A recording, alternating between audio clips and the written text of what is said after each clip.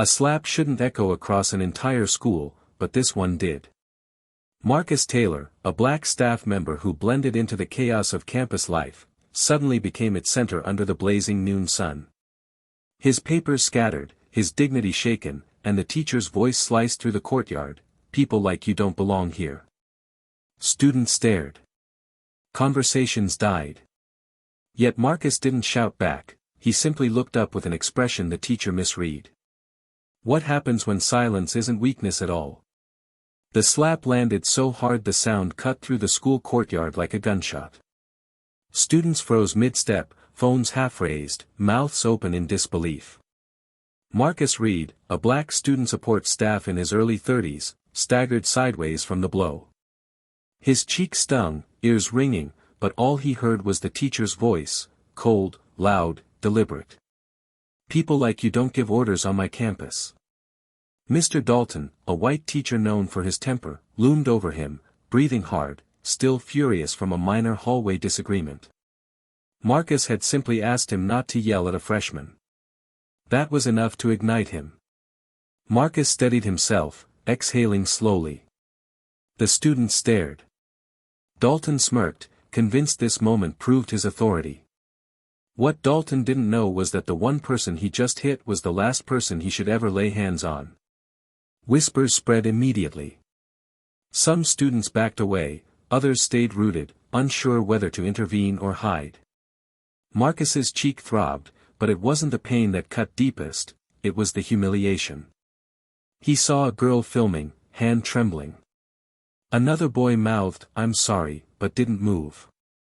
The isolation pressed against him like a weight. Dalton stepped closer, voice dripping superiority.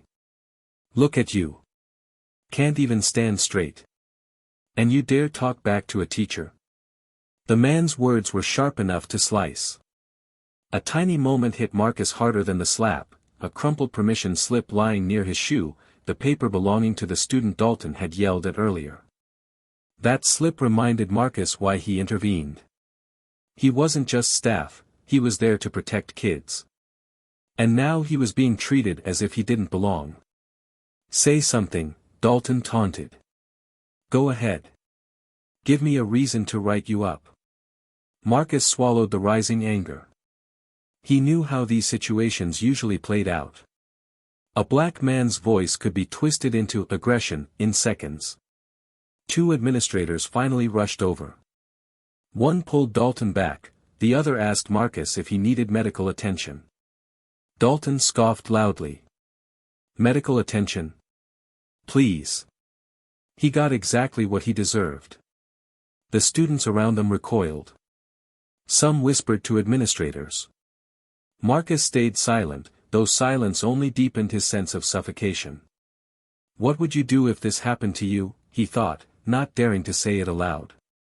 When security escorted Dalton away temporarily, the teacher shouted over his shoulder, "I run this school."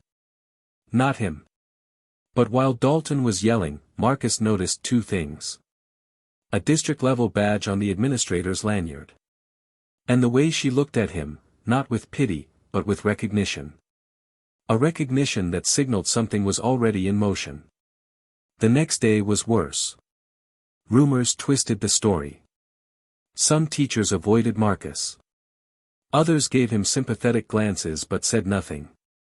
Dalton strutted through the halls again, reinstated pending review, wearing confidence like armor. He cornered Marcus near the staff parking lot. "Back at work, huh? Thought you'd be fired already." He stepped closer, lowering his voice. "You people always play the victim. But this time, you're done." It was the second racist remark in 2 days, delivered with absolute certainty. Marcus felt something inside him collapse, a quiet breaking point. He'd filed incident reports before, nothing ever changed. Why would it now? Dalton leaned in. "Tomorrow morning, I'm requesting HR remove you. And trust me, they listened to me."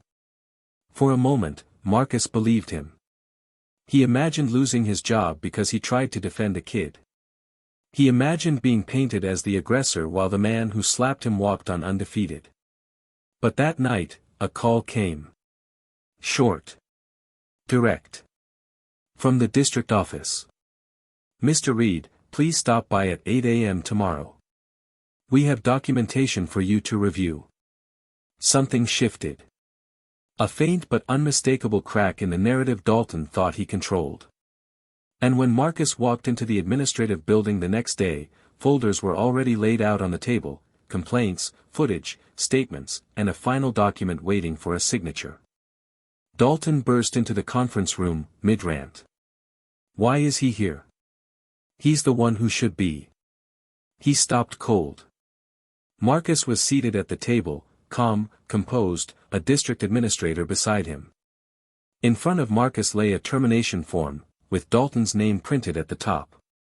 The administrator spoke first.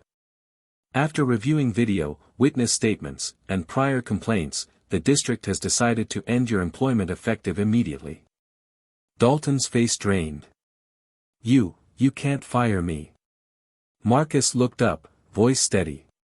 I'm not firing you. The district is. I'm just signing the paperwork.